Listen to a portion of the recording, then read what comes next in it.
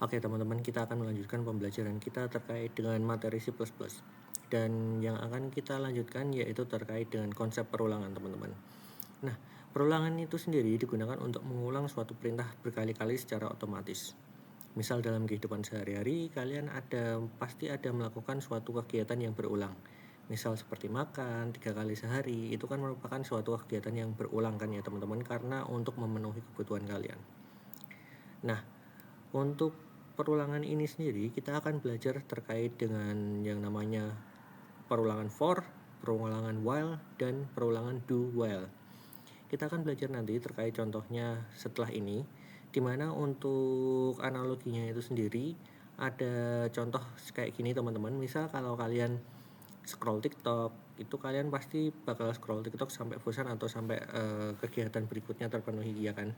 Nah, misal untuk yang scroll TikTok sampai bosan, kamu akan terus menonton video sampai merasa bosan. Programnya ini mirip dengan yang namanya perulangan while yang akan kita pelajari nanti teman-teman. Dimana while itu saat kalian tidak bosan, tanda seru bosan, itu berarti tidak bosan, maka dia akan terus melakukan perulangan teman-teman. Memberikan kalian video terus menerus teman-teman. Nah, itulah yang dinamakan perulangan teman-teman. Jadi dia tidak akan berhenti saat kondisinya belum bosan teman-teman. Oke, nah kita akan belajar terkait perulangan ini. Yang pertama pakai menggunakan yang namanya for. Nah, for ini digunakan ketika jumlah perulangannya sudah diketahui teman-teman. Oke, nah bentuk umumnya itu untuk for ada inisialisasi, statement pertama inisialisasi, statement kedua yaitu kondisi, di mana untuk inisialisasi itu merupakan nilai awalnya karena sudah tahu jumlah perulangannya nanti berapa kali kayak gitu, jadi harus ada yang namanya inisialisasinya dulu teman-teman. Nah, kemudian ada kondisi ini tadi berhubungan dengan jumlah perulangan yang sudah diketahui.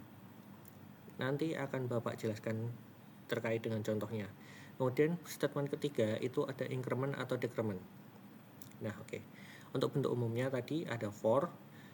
Yang for ada statement 1 inisialisasi, statement kedua kondisi, dan statement ketiga increment atau decrement. Nah, misal dalam contohnya ini ada perulangan for. Untuk inisialisasinya nilai awalnya itu i sama dengan 1 teman-teman. Nah, kemudian kondisinya kita sudah ketahui bahwa jumlah perulangannya bakalan nanti sampai 5 teman-teman, yaitu dari kondisi ini i kurang dari sama dengan 5, maka dia akan melakukan perulangan sampai 5 kayak gitu teman-teman. Nah, i++ itu merupakan increment atau decrement, merupakan suatu kode yang akan dijalankan setiap kali terjadi perulangan teman-teman. Oke, kayak gitu. Kemudian kita akan lihat lagi cara kerjanya, dimana tadi i yang pertama yaitu 1. Nah, i sama dengan 1 berarti 1 kurang dari sama dengan 5, maka kondisinya akan terpenuhi teman-teman, maka terjadi perulangan ke 1, akan ditampilkan perulangan ke 1 kayak gini teman-teman hasilnya. Nah, setelah ini terpenuhi, maka akan dijalankan statement ketiga i++ ini teman-teman.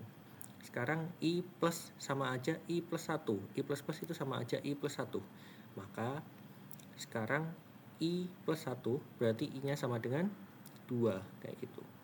Nah, 2 masih terpenuhi untuk kondisi i kurang dari sama dengan 5, maka terjadi perulangan ke 2 kayak gitu.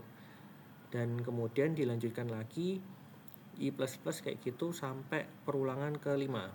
Nah, dimana jika sudah nanti perulangan ke 5, maka kena i++, dia akan menjadi i sama dengan 6. Nah, i sama dengan 6 itu untuk kondisi dia tidak akan terpenuhi atau salah teman-teman. Makanya di sini tidak ada yang namanya perulangan ke 6 kayak gitu teman-teman.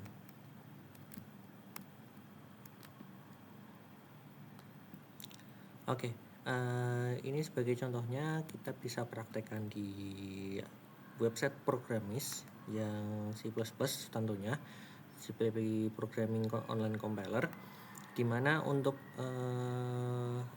perulangan for itu sendiri itu mesti harus udah diketahui teman-teman. Di sini perulangannya bakalan sebanyak apa kayak gitu.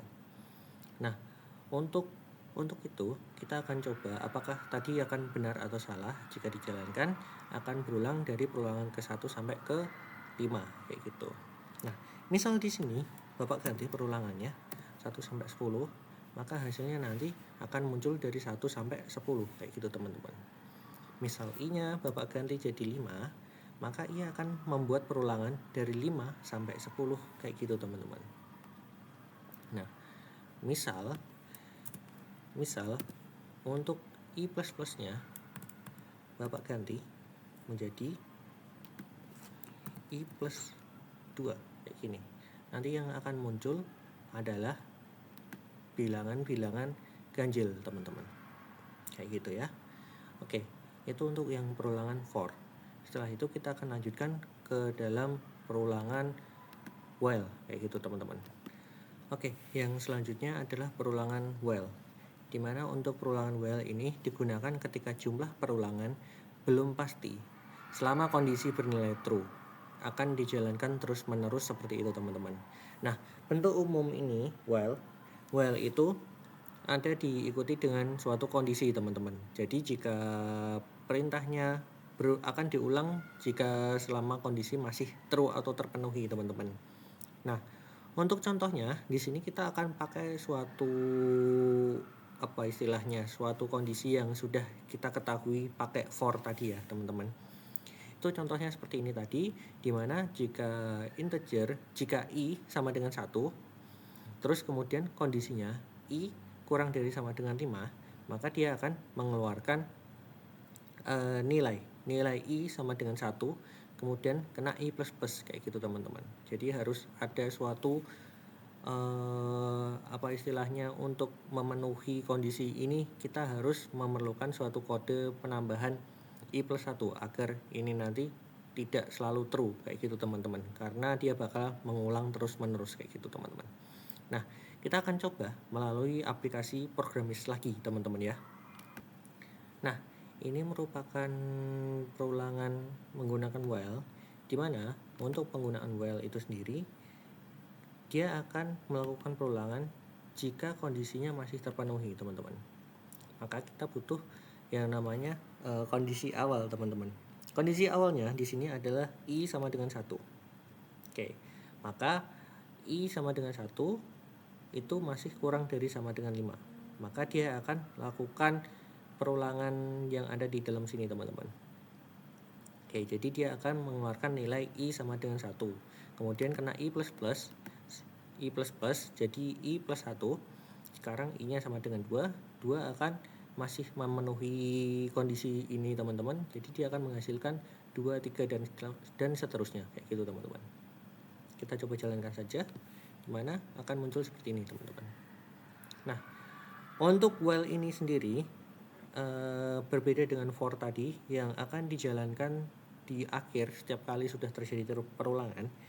Kita perlu berhati-hati teman-teman, seperti misalnya menaruh I++ ini, jika kalian taruh di atasnya, dia akan menambahkan I-nya terlebih dahulu teman-teman. Jadi dia akan mulai dari nilai I sama dengan 2 kayak gitu teman-teman, sampai 6.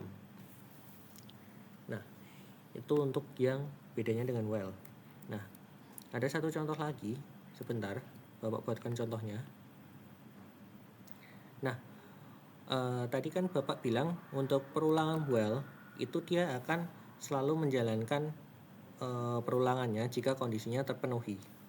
Maka jika kondisinya seperti ini, dia akan memiliki variabel awal yaitu jawaban. Jika jawaban tidak sama dengan ya, maka nanti akan terus berulang kayak gini teman-teman. Jadi dia akan menerima jawaban Jadi dia akan menanyakan apakah kamu sudah belajar, dia akan menerima jawaban iya atau tidak. Nah, jika jawabannya belum iya, dia tidak akan selesai, teman-teman. Dia tidak akan selesai. Nah, kita coba saja langsung kayak gitu, teman-teman. Nah, kita coba jawab tidak. Dia akan menanyakan terus-menerus, teman-teman. Jika jawabannya tidak seperti ini. Nah, dia akan berhenti jika kalian sudah menjawab iya, karena kondisinya sudah tidak terpenuhi. Maka hasilnya nanti setelah iya tidak, jika kalian mengisikan iya, kan jawaban tidak akan sama dengan iya. Yang benar itu adalah jawaban tidak sama dengan iya untuk dijalankannya.